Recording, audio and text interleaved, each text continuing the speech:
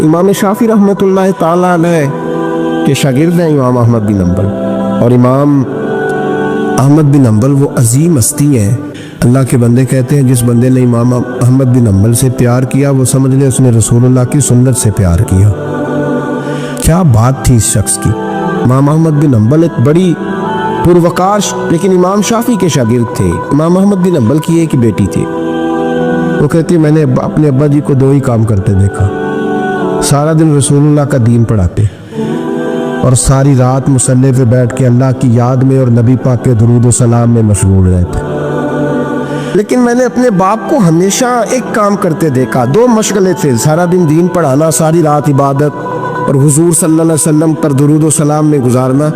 एक काम मैंने बड़ा मुस्तकिल देखा कि मेरे अब्बा जी हमेशा अपने उस्ताद इमाम शाफी के लिए दुआ मांगा करते। कोई भी नेक अमल करते तो हाथ उठाते तो पहले इमाम शाफी के लिए दुआ मांगते। और बच्ची छोटी सी थी, अभी उसकी उम्र इतनी नहीं थी कि बालिग हो सके, तो वो कहती है मैं अक्सर सोचा करती थी कि आखिर वो कितना बड़ा शख्स है कि जिसके लिए मेरा वालिद, मैं बेटी हूँ, मेरे लिए दुआ बाद में मांगता है और उनके लिए पहले वो कितना बड़ा शख्स है। इमाम अहमद बिन हंबल रहमतुल्लाह अलैह बगदाद में रहते थे, इमाम शाफी काहिरा में रहते और महीनों का सफर था, मुमकिन ही नहीं था आना जाना, मुमकिन ही नहीं था। खैर है, इमाम एक वक्त ऐसा भी आया, बेटी कहती है मेरी बड़ी दुआ थी कि कभी मेरे अब्बा जी का उस्ताद आए, मैं कभी उस कारीगर को भी देखूं जिसने इस जैसा हीरा तराशा है। दिल करता था मैं उस मामार को भी देखूं जितने इतने खूबसूरत नक्शो निगार वाली इमारत बनाई है, मैं उसे तो देखूं, दिल बड़ा करता था, मैं दुआ मांगती थी। खैर एक दिन इमाम शाफी का ख़त आ ही गया, कहने लगे अहमद बिन हंबल मुझे पता चला है बगदाद में एक मुहद्दिस रहते हैं जो बड़े बूढ़े हैं और उनके पास नबी पाक की एक हदीस है, तो मैं चाहता हूँ कि मैं जल्दी जल्दी बगदाद आऊँ और आके उनसे वो हदीस हासिल करूँ, वो सुनूँ। रिवायत हदीस बहुत बड़ा मर्तबा होता। ख़त आ गया तो इमाम अहमद बिन हंबल तो गोया बात ही और तरह की हो गई ना, वो तो मसला ही और तरह का हो गया ना। मैं को जीते मेरा दिल बर सोना ते मैं क्यों कर उस नू भावा, वेड़े मेरे वड़दा नाही तई लख वसीले पावा। आज जब पता चला ना तो हाल बदल गया। वो तो वजद करने लगे इमाम अहमद, बेटी से कहने लगे बेटी तैयारी कर ले, हर चीज़ नहीं होनी चाहिए, मैं तेरे साथ लगता हूँ, सफाइयाँ मिल के करेंगे, आज गानाइयाँ बिखरेंगी, जब वो आएगा तो फिर देखेगी दुनिया के किस तरह किसी ने किसी की अकीदत की है। इमाम को ख़त मिला, उधर से इमाम अहमद बिन हंबल रहमतुल्लाह ताला अलैह तैयारी करने लगे और इमाम शाफी चलने लगे। जब चले तो महीनों का सफ़र तय करके पहुँचे। बच्ची कहती है मेरे दिल के अंदर बहुत बड़ा ज़ाविया था, बहुत बड़ा, तो बहुत बड़े हो गए, क्या बात हो। जब वो तशरीफ़ लाए तो कहती है मेरे अब्बा जी जो थे इमाम अहमद बिन हंबल रहमतुल्लाह अलैह, वो एक चपाती पूरी नहीं खाया करते थे, आधी रोटी एक वक्त में होती थी और ज़्यादातर रोज़ा होता था। फरमाती जब उनके उस्ताद आए ना तो मैंने 8 रोटियां पका के रखी एहतियातन, लेकिन उस्ताद साहब सारी खा गए। मेरा ख्याल था कि वो अगर आधी खाते हैं तो वो आधी से आधी खाते होंगे, वो सारी रोटी खा गए।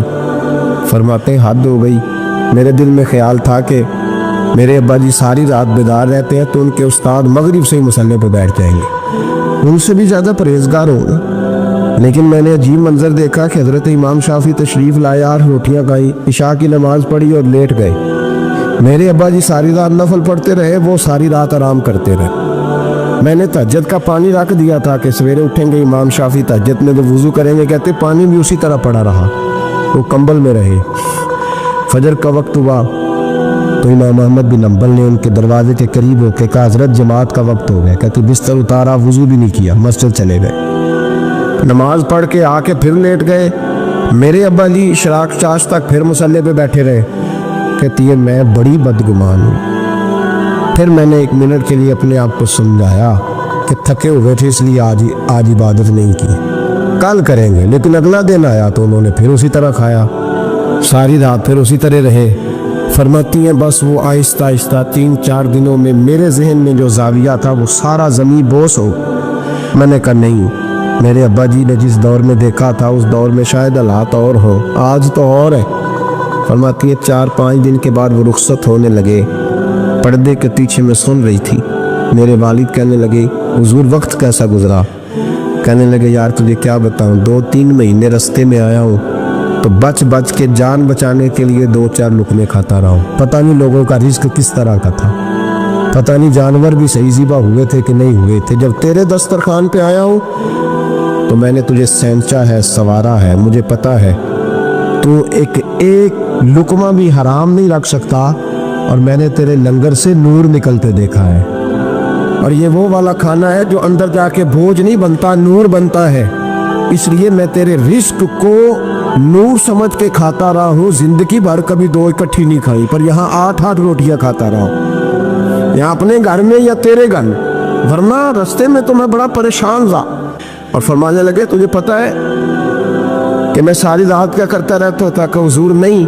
फरमाने लगे, जो तू इशा की नमाज में तिलावत करता था ना सूरतों की, मैं सारी रात बिस्तर में लेट के उनकी तफसीर करता रहता था। और मैंने एक आयत की 100 तफसीरें की है रात भर जाग के, 100।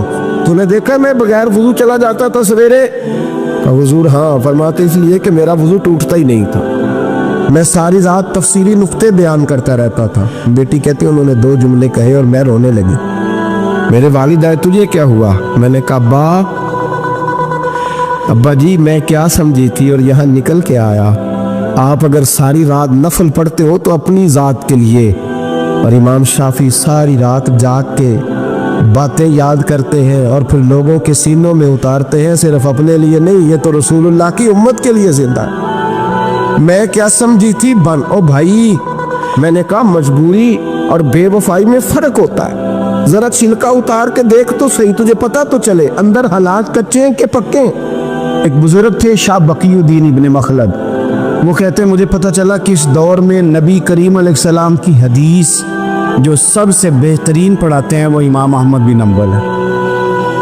उनको हुजूर की हदीस से जो खास शगफ है वो किसी और को नहीं। कहते हैं मेरे दिल में लौ लग गई, हालांकि मैं अमीर घराने से था।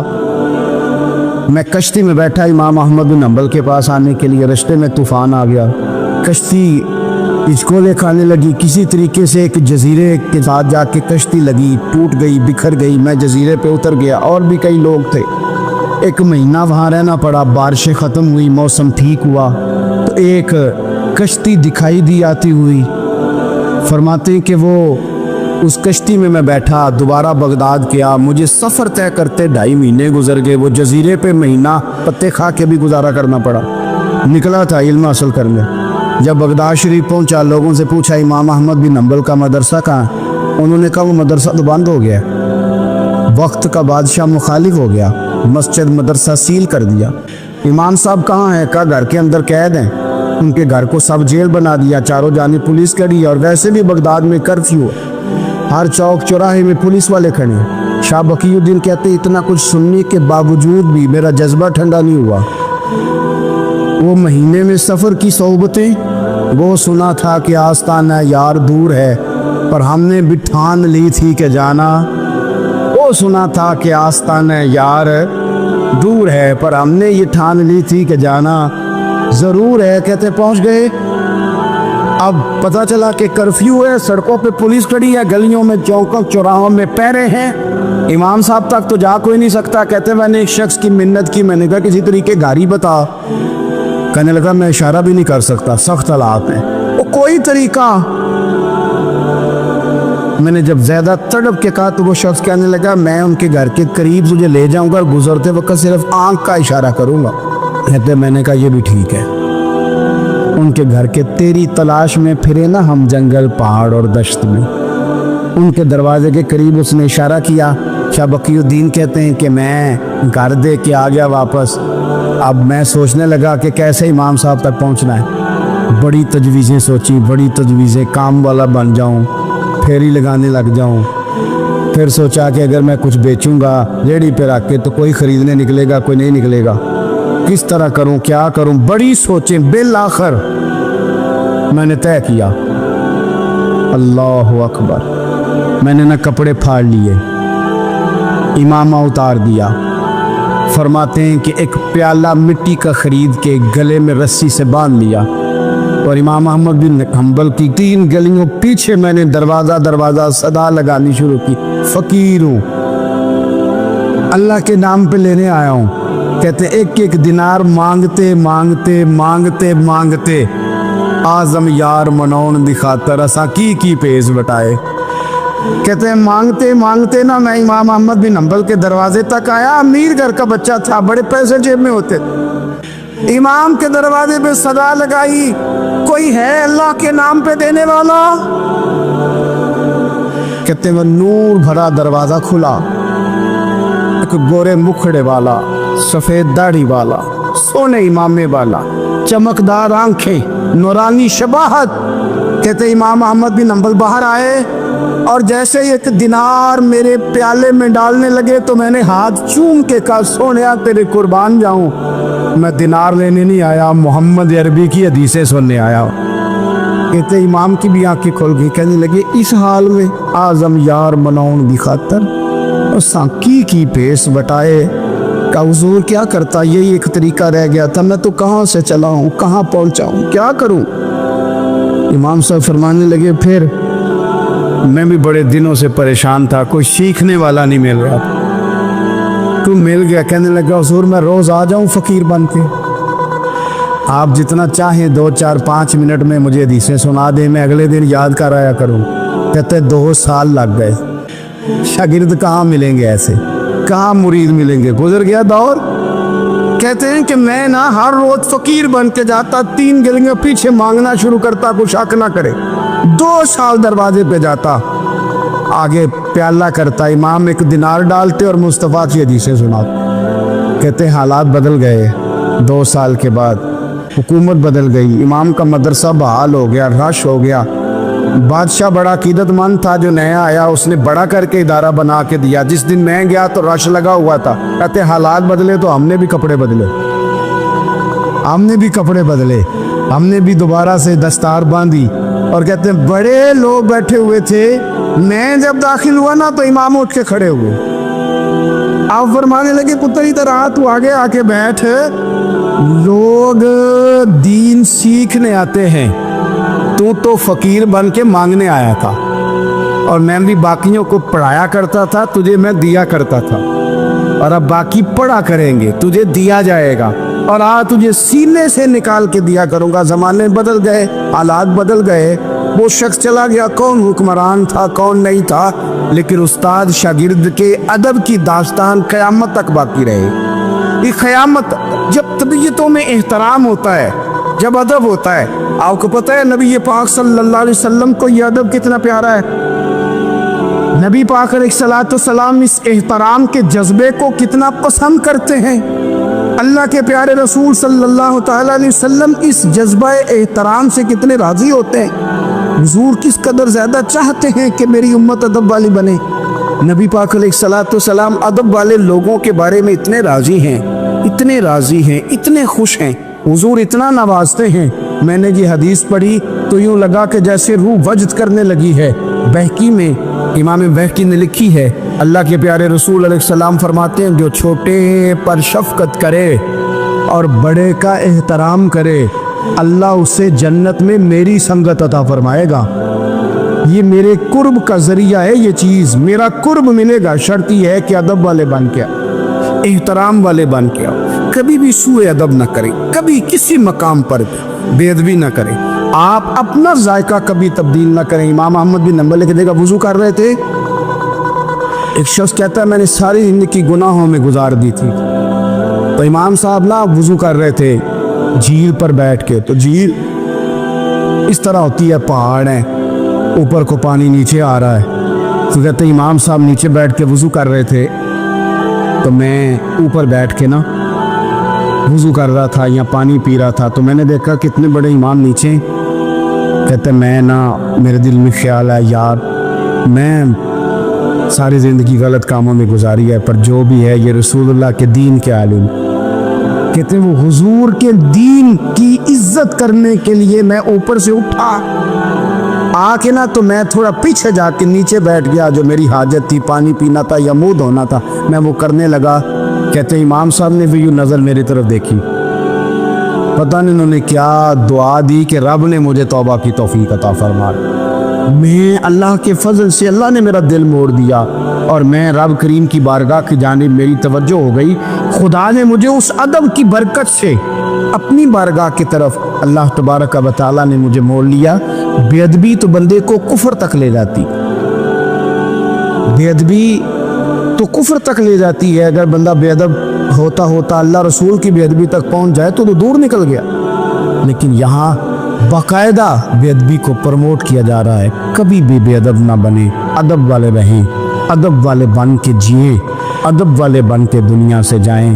وہ درویش نے کہا تھا کہ بے ادباں مقصود نہ حاصل، نہ درگاہ ٹوئی، پانچ ادب دے محمد بخشا، توڑ نہیں چڑھیا کوئی۔ بادب لوگ جو ہوتے ہیں وہ دوسروں کو عزت دے دیتے ہیں اور اپنی اخلاق کو بلند کر لیتے ہیں۔ جب آپ کسی کا احترام کر رہے ہوتے ہیں تو آپ اسی کو نہیں کچھ دے رہے ہوتے، آپ اپنی عظمت کا بھی اظہار کر رہے ہوتے ہیں۔ کسی کو عزت دیتے وقت آپ کے اخلاق کا بھی پتہ چل رہا ہوتا ہے۔ اخلاقی قدریں مضبوط ہوتی ہے احترام کرنے سے۔ مذہب اسلام اتنا سونا ہے، اتنا پیارا ہے، یہ دین اتنا ٹھنڈا اور اتنا میٹھا ہے کہ دھرتی کے سارے حسن سمیٹ کر اگر ایک لفظ بنایا جائے تو وہ دین اسلام بنتا ہے۔ یہ دین اتنی خوبصورتیاں بانٹتا ہے۔ اگر دین اسلام کی مختلف تشریحات کرتے کرتے یہ کہہ دیا جائے نا کہ یہ دین ادب والا دین ہے، احترام والا دین ہے، توقیر والا دین ہے، ہر شخص کو مناسب عزت، یعنی نبی پاک علیہ السلام نے استاد کی عزت بیان کی، باپ کی عزت بیان کی، بوڑھے کی عزت بیان کی، امام کی عزت بیان کی، عالم کی عزت بیان کی۔ کچھ بھی نہیں تھا، بالکل ان پڑھ تھا، سادہ تھا، پر مزدوری کر رہا تھا، حلال کما رہا تھا، ہاتھوں پہ چھالے تھے۔ قربان جائیں، میرے محبوب نے فرمایا یہ جو حلال کما رہا ہے نا یہ بھی اللہ کا دوست ہے۔ اس کا بھی احترام بیان کر دیا، اس کا اکرام بھی بیان کر دیا۔ تو نے ہر شخص کی قسمت میں یہ عزت لکھی اور آخری خطبے کی صورت میں وصیت لکھی۔ نبی کریم صلی اللہ علیہ وسلم نے لوگوں کو احترام دیا۔ اللہ کے محبوب علیہ السلام، آپ دیکھیے حضور نے اس عورت کی بھی فضیلت بیان کی جس کے گھر کے اندر اولاد پیدا ہوتی ہے، اور اس کی بھی فضیلت بیان کی کہ جس گھر کے اندر اولاد پیدا ہوتی ہے پر جلدی چلی جاتی ہے، انتقال ہو جاتا ہے کسی بچے کا خدا نخواستہ، اس کی بھی فضیلت بیان کی۔ جس کا خامند موجود ہے اور وہ خامند کی خدمت کرتی ہے، اور اس بیوی کی بھی فضیلت بیان کی جس کا خامند انتقال کر گیا پر وہ اپنے بچوں کی پرورش کرتی ہے۔ حضور فرماتے ہیں سب سے پہلے جنت میں مجھے وہ عورت نظر آئی